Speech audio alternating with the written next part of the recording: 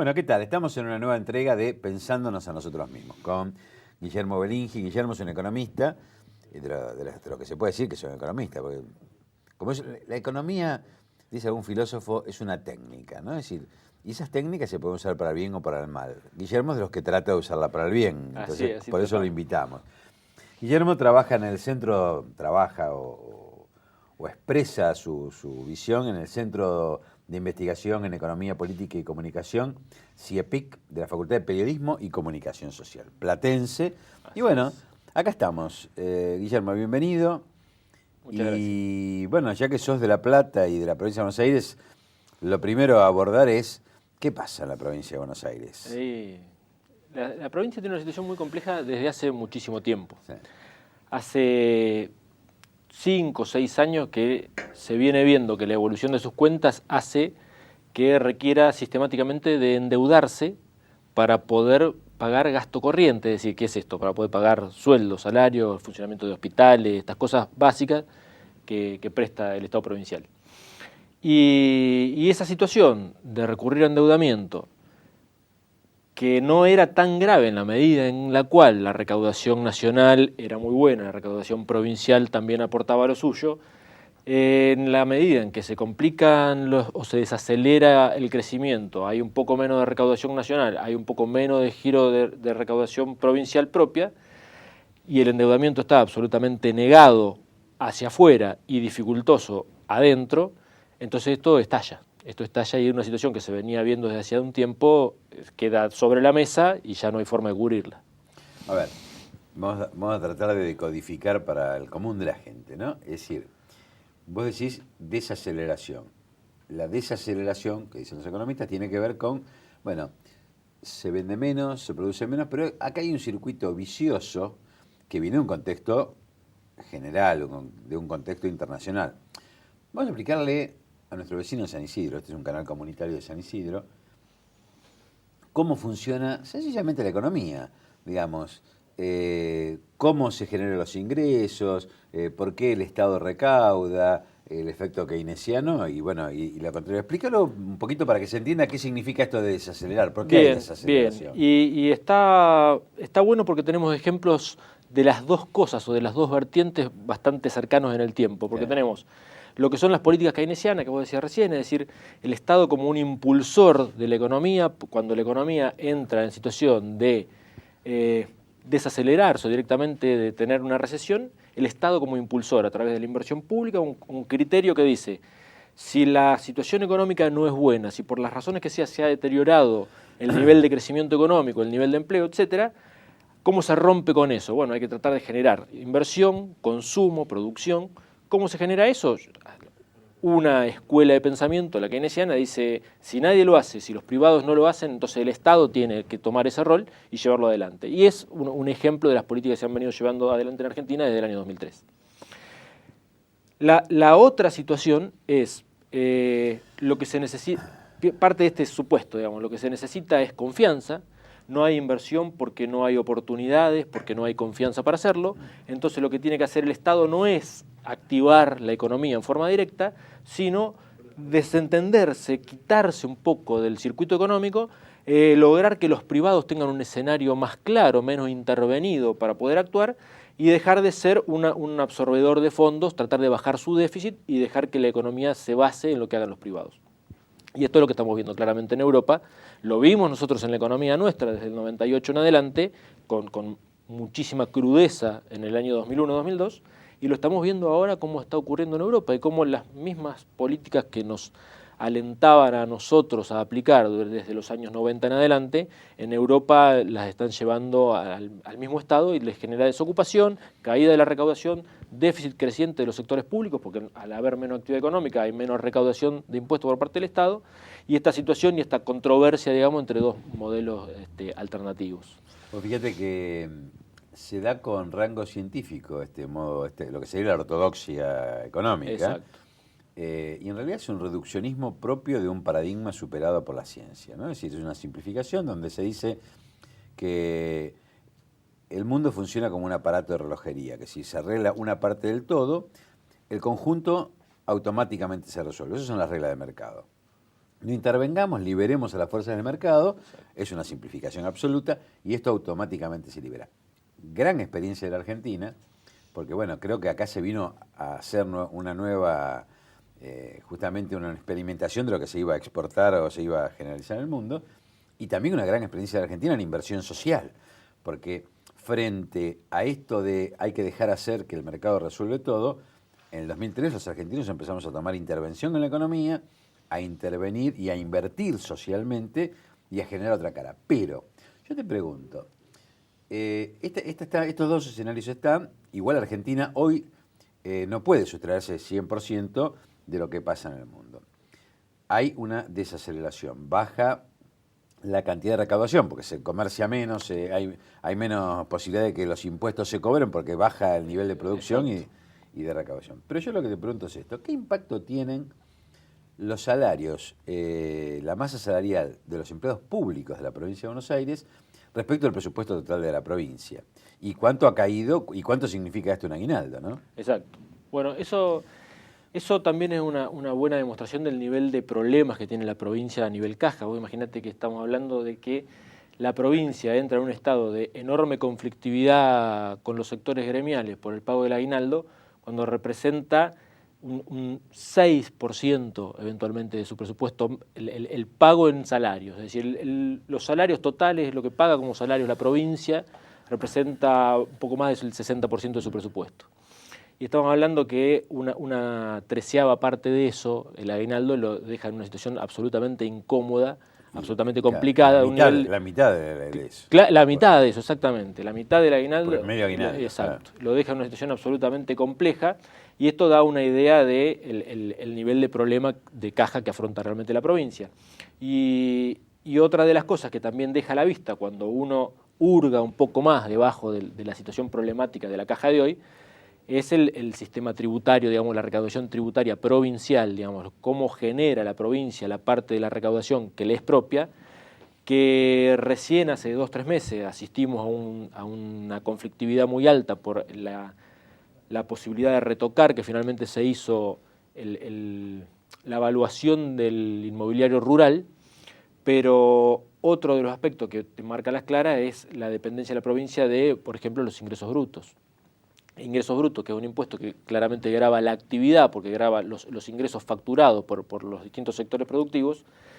En un momento, hace 20 años, sí, 20 años para ir atrás en el tiempo, aunque no haría falta ir tanto, representaba entre 50 y 52% de la recaudación provincial y hoy está representando el 74%. Entonces la provincia, mientras la situación económica y sobre todo la situación financiera, diferenciándolas en el sentido que lo financiero es el cash del momento, para decirlo más claro, mientras esa situación se podía cubrir con endeudamiento y aparecía el financiamiento desde el exterior o aparecía el financiamiento de los bancos privados o aparecía el financiamiento del Estado Nacional, iba avanzando sin resolver cuestiones de fondo como su sistema tributario. Digamos, ¿no? Vos fíjate que estás dando o señalando un aspecto que es severo, yo diría grave. Digamos, una provincia de Buenos Aires que en realidad viene desfinanciada de Armendáriz para acá peor porque por un complejo juego político Armendáriz regaló, el radicalismo regaló una parte de la coparticipación que le correspondía a la provincia. Una vez que la entregaste no la recuperas nunca más. Pero aparte de esto, que bueno, fue una compleja negociación impuesta aquel gobernador radical, lo que hay acá, lo que salta sobre a la vista es algo muy severo, que la provincia se tiene que endeudar para financiar lo corriente, que vos ya lo has dicho, los gastos de funcionamiento. Pero por otro lado hay una fortísima imprevisión. Después dejemos a un costado, quizás para el próximo bloque, todo lo que puede ser una reforma tributaria provincial, incluso nacional. Pero, a ver, le pasó al primer peronismo, que en el 52, unas malas cosechas y el plan Marshall, que restringió justamente las exportaciones argentinas, produjo un impacto, un cimbronazo interno. Y hubo que hacer determinadas políticas para reacomodar la cosa. A ver, ¿por qué digo esto? No es nuevo, y menos para el peronismo, que los ciclos de la economía son así. Lo que, decímelo vos, pero lo que a mí me salta a la vista como lego es lo que me parece una profunda falta de previsión y de tomar los recaudos como para prever situaciones que circunstancialmente se van repitiendo y se van dando, aunque uno las espere o no, ¿no?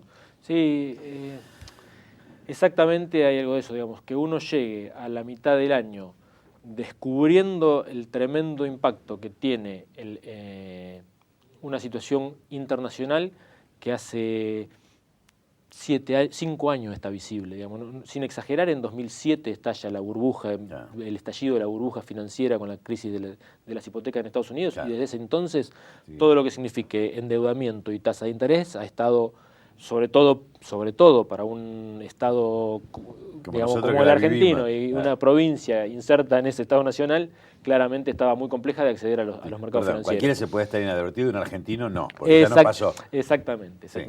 Y ahora, frente al escenario de la situación internacional que no permite tomar deuda afuera, frente a la situación de desaceleración en el nivel de crecimiento a nivel nacional y en consecuencia de la recaudación nacional y de la recaudación provincial, es cierto que debería haber habido, o uno pensaría que debería haber habido algún otro esquema, un plan B, digámosle, un plan C, para la eventualidad de que todas estas cosas actuaran en simultáneo, es decir, de que el gasto corriente no se pudiera financiar en el mes de junio, julio, que no hubiese sido posible endeudarse en el exterior porque las tasas que iba a haber que pagar eran inmensas, y que la nación también, tratando de preservar su caja para darle impulso a la economía, no hubiera estado disponible para socorrer en la misma magnitud que en otros periodos.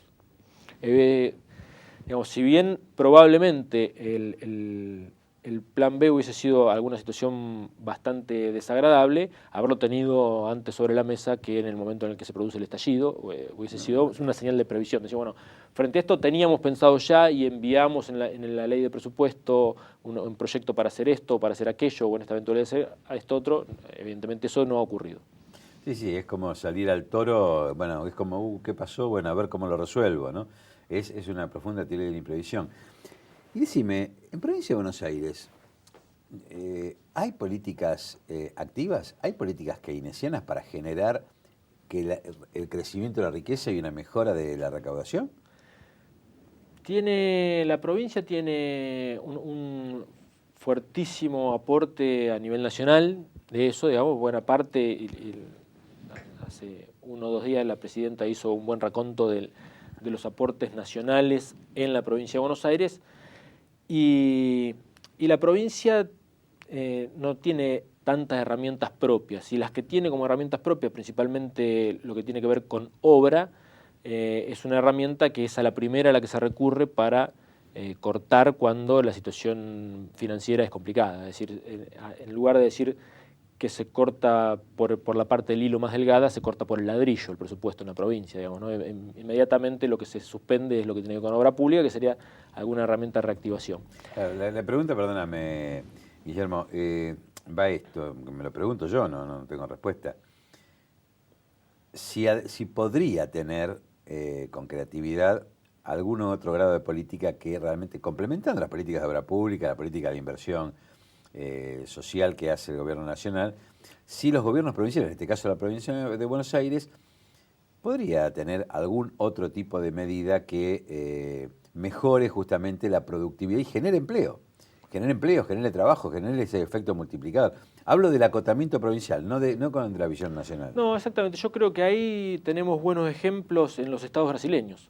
Los estados brasileños tienen, y esto, digamos, no es porque sea otro país, pero los estados subnacionales, las provincias, la provincia de Buenos Aires también lo tienen acá, la capacidad de tener algunas herramientas de acción de este tipo, no solo lo que tiene que ver con obras, sino lo que tiene que ver con la erradicación industrial y con los servicios que presta a algunos sectores industriales para poder impulsar dentro del propio territorio la actividad y con eso la recaudación, como para poder estar más a salvo de algunos tipos de crisis. Y en instancia, digámosle, financiera, la provincia podría, a través de un instrumento muy importante que tiene, que es el banco, buscar la forma de alentar la toma de fondos de ahorristas medios y medios chicos, digamos, ¿no? Es decir, al ahorrista chico le falta una alternativa tan fácil, tan conocida y obviamente nada lo va a lograr en un nivel de confianza, pero sí con relativa confiabilidad, como el dólar.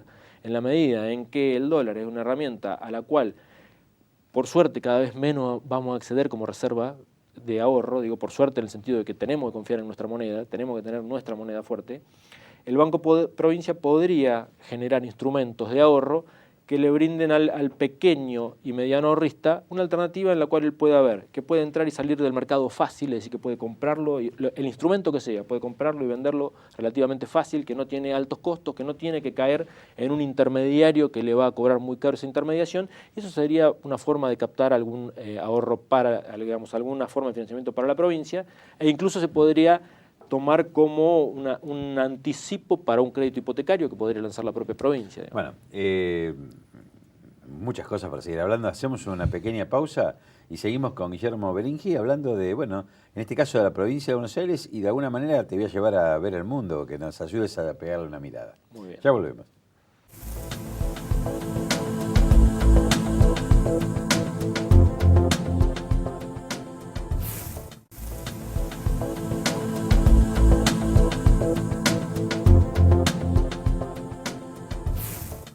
Bueno, seguimos con Guillermo Beringhi. Guillermo, a ver, varias cosas. Esto es un tema interesante para abordar y bueno, primera cosa que te quiero decir es que me llama poderosamente la atención, me pongo en el lugar del gobernador de la provincia de Buenos Aires y yo ya hubiera echado a medio gabinete. Yo no podía creer el grado de imprevisión del equipo que lo asesora, obviamente, porque yo no pretendo que un gobernador o un presidente sepa todo, porque para eso están los gabinetes, cuando manda a ratificar una ley de emergencia que ya estaba ratificada. Digo, sí. Esto me parece que habla muy mal de una gestión pública, por lo menos de algunos funcionarios que van a tener que asumir la responsabilidad de equivocarse. Y pone, me parece a mí, ¿no? Pone en el tapete esto de la imprevisión. Pero más allá de este comentario y esta visión mía, yo te pregunto para que se entienda un poco más. Venimos hablando de los recursos, de la inversión que puede hacer la nación, de la inversión que hace la provincia. Desde el punto de vista tributario, yo vivo en la provincia de Buenos Aires. ¿Cuáles son los impuestos que pago como habitante de la provincia de Buenos Aires con destino a la provincia y cuáles son los que pago con destino a la nación y cuáles al municipio? Sí, sí, tal cual. Porque eso puede Confunde generar un poco, alguna ¿no? confusión Claro. En el lugar que uno vive.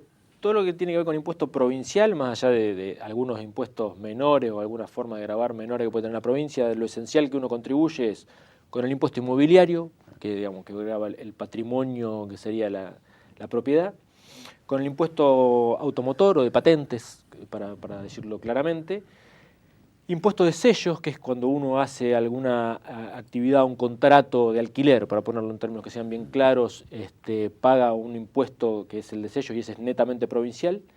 Y el impuesto a los ingresos brutos es otro impuesto netamente provincial. Esos son lo que llamamos recaudación propia o recaudación provincial, que grava, el ingreso bruto grava a la actividad económica, digamos, ¿no? Uno paga por la facturación que tiene, independientemente de otras cuestiones. Eso es netamente provincial. Lo que es municipal sería el alumbrado, barrido y limpieza, digamos, como sea que se llame en distintos municipios. Aunque esté mal iluminado, peor barrido y poco limpio, pero bueno. Exactamente, eso es claramente municipal. Y los impuestos de alcance nacional, o los impuestos que uno paga al Estado Nacional y que después llegan, o pueden llegar a la provincia o a las provincias a través del mecanismo de la coparticipación, esencialmente son el IVA, ganancias, bienes personales. Es decir, que cada vez que nosotros compramos como consumidores y estamos pagando IVA, eso va a la recaudación nacional. El impuesto a las ganancias y el impuesto a los bienes personales, esos son claramente de recaudación nacional. Hay otros también, ¿no? ¿Cuáles se coparticipan? Porque, exactamente. Porque bueno, de los nacionales hay algunos que un pedazo va para la provincia, ¿no? Exactamente. La coparticipación es una gran complicación explicar exactamente cuánto y de cada uno van. Pero más allá de algunas detracciones para fines y fondos específicos, estos impuestos nacionales, bienes personales, ganancias, algunos internos, por algún mecanismo más novedoso, una parte de la recaudación por retenciones a las exportaciones de soja. Estos son impuestos que van a una masa coparticipable y después ahí ya entrando en un poquito más de nivel de detalle, pero que viene al caso porque suele ser tema de discusión, aparece de esa coparticipación la distribución primaria, es decir, cuánto se va a quedar la nación y cuánto las provincias de ese fondo, y después lo secundario, la distribución secundaria, que es del total que corresponde a las provincias, cómo se distribuye entre cada provincia. Y esto es una cosa que vos mencionabas hace un ratito, el hecho histórico de la reducción de puntos de coparticipación que le correspondió a la provincia de Buenos Aires, que es un hecho absolutamente objetivo, verificable, que se ha traducido en grandes complicaciones. 85, Brasil, 86. Exactamente, por ahí, ¿no? Engaña porque la ley entró en vigencia en el 88, pero entonces uno engañaría en términos de políticamente cuando se sancionó, pero en realidad es una ley que entra en vigencia en el 88, pero que se elaboró antes y que, digamos, como vos decías, cuando Armendáriz era gobernador de la provincia. Estaba el acuerdo de la provincia, si no, no salía. Exactamente, cede unos puntos, pierde unos puntos en la coparticipación, que es un hecho, es un hecho históricamente reparable, pero que no va a poder resolver las urgencias de la provincia hoy, ni puede ser esgrimido como una sorpresa en la provincia hoy, digamos, ¿no? Uno puede retomar las banderas históricas de esos puntos de coparticipación, y además yo no vivo en la estratosfera, digamos, vivo en la provincia de Buenos Aires. Está claro que le haría muy bien a la provincia contar con eso, pero no es un argumento hoy decir que la provincia hace 20 años se dio puntos de coparticipación. No, aparte, a ver, yo creo que soy un luchador contra los reduccionismos, ¿no? Ejemplo, cuando Duhalde va como candidato a gobernador, condiciona su candidatura al Fondo del Conurbano, claramente. Fondo del Conurbano que de algún modo logró equiparar algo que no se iba a poder arreglar en la mesa de negociaciones. Más allá de que mantenga su valor o no, esta es una visión reduccionista. ¿Por qué la quiero mostrar? Porque es seguir pensando que la actividad productiva solamente se puede hacer en Buenos Aires, en el conurbano, en la provincia de Buenos Aires, y si queda algo para el interior. Es más, algún ministro de Economía de la provincia, con quien he tenido bastante relación, era de los que sostenía la inviabilidad del resto del país, ¿no? Sí, es decir, sí. de las provincias del interior argentino. Quizás sea tiempo de, en vez de pensar en un fondo del conurbano, pensar en un fondo de relocalización productiva para ocupar el espacio y generar empleo a nivel nacional. Quizás la provincia es lo que también tendría que aportar, provincia de Buenos Aires y el conjunto de la nación, a una visión no tan sesgada de decir, bueno, yo tengo un problema acá, lo tengo que resolver. Las viviendas, tengo la gente acá, la tengo que construir acá. Bueno, ¿es esto o tenemos que planificar en conjunto como la nación un proyecto de vida que ocupe todo nuestro territorio? No sé, te lo dejo, pero... No, exactamente. Además, pensar que la discusión de la coparticipación es sentarse en una mesa a ver cómo se distribuyen 100 puntos, ¿no? El 100% de lo que se decida como coparticipación entre las provincias, a dar esa pelea y simplemente va a ser eso, es reducir el análisis y además es ir hacia lo inviable, porque nadie va en una mesa de negociación a sentarse a perder puntos para que otro gane, claramente, digamos, no, es imposible. La discusión de la coparticipación va a tener que involucrar muchos otros aspectos, que no sea simplemente cómo vamos a distribuir los puntos de lo que ingrese. Parece que va a haber que, para poder viabilizar una discusión sobre coparticipación, que además la Constitución del año 94 preveía que tenía que ser en el año 95 la sanción de una ley de coparticipación. Sí, pero con el acuerdo de todos. Exactamente, con el acuerdo de todos. Entonces, como esto pensado de esa manera va a ser inviable, me parece que en esa mesa de discusión va a haber que poner otro elemento que tienen que ver con el desarrollo, con la relocalización de actividades, con el tipo de servicios que se van a brindar para todos los habitantes del país y no a los que se radican en las provincias en los cuales se lleven la mayor cantidad de puntos de recaudación. Esto no va a ser una discusión sencilla, no es útil plantearlo como discusión para resolver problemas de corto plazo. En el corto plazo uno podrá decir, descongelemos este fondo a partir de ahora, todo lo que por encima de lo que hoy se percibe se va a distribuir de otra manera. Se podría sentar en una mesa de discusión, particularmente con el Fondo del Conurbano, como decías, que afecta, digamos, ese fondo afecta solamente un grupo más chico de provincia, entonces decir, bueno, cada uno se le garantiza lo que hoy tiene y la sobre recaudación que tengamos a partir del día de hoy se va a distribuir con un porcentaje distinto. Se pueden pensar algunos parchecitos más a lo que ya está bastante emparchado. Pero la discusión de fondo va a invocar otras cosas que no es solamente cómo distribuimos el 100%.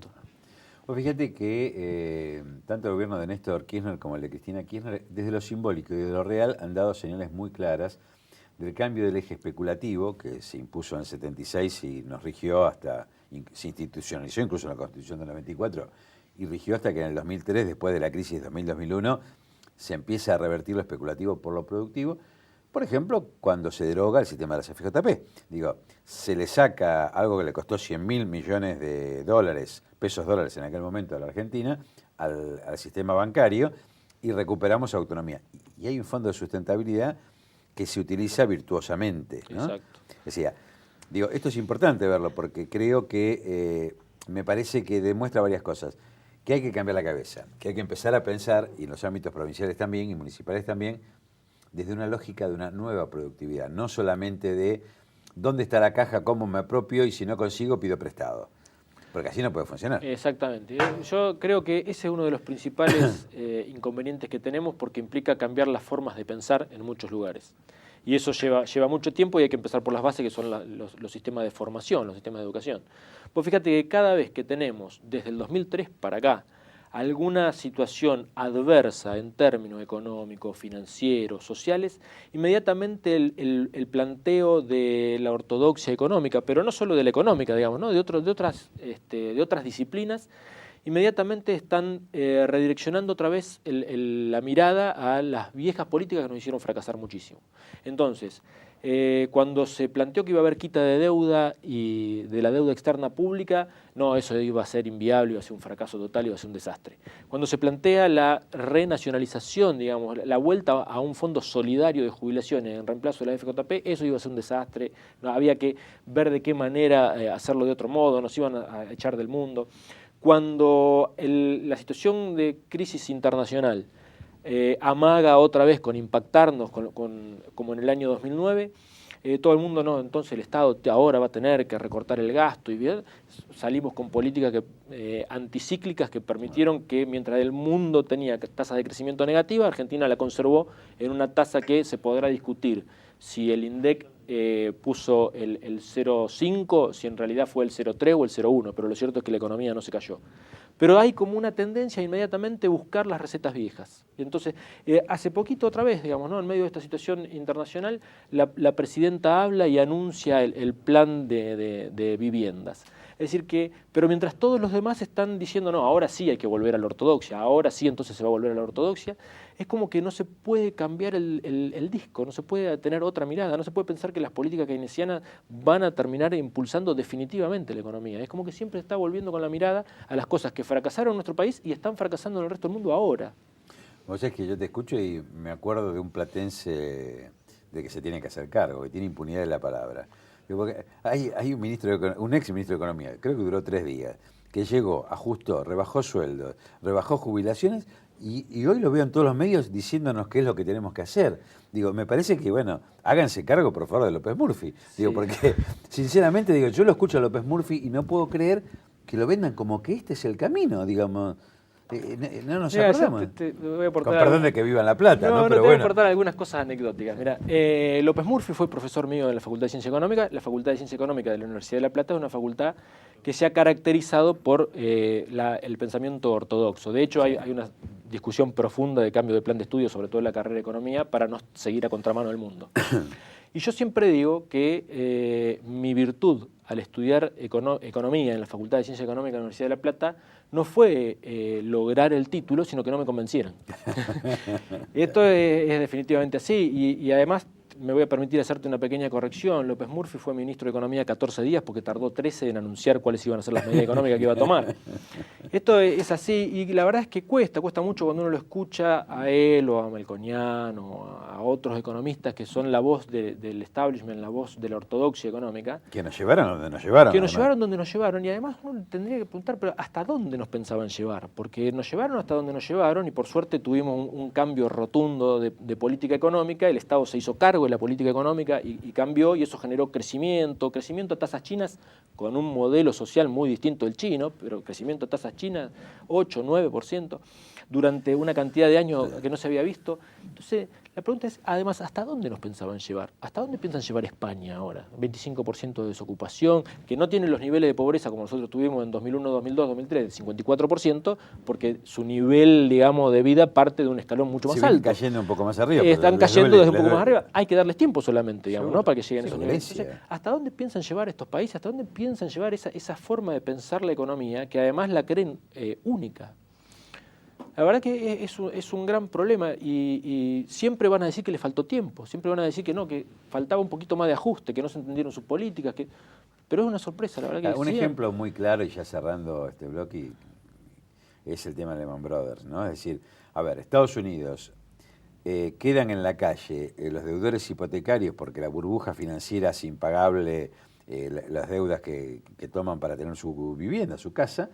Y el salvataje de, creo que eran 500, 600 mil millones de dólares, no me acuerdo la cifra, enorme, va a algunos bancos. O sea, lo que se está discutiendo es siempre lo mismo.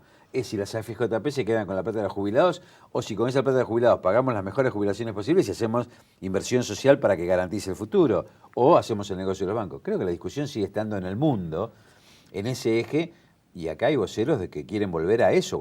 ¿Qué quieren? ¿Que vayamos a ese primer mundo, entre comillas? Claro, sí, eso yo le agregaría eso que no es, hay que, para tenerlo claro, porque alguien puede decir, alguien puede inocentemente pensar, pero entonces ¿por qué se impulsan estas políticas? ¿O cómo se pueden equivocar tanto? ¿O en realidad no estarán equivocados y tendrán razón?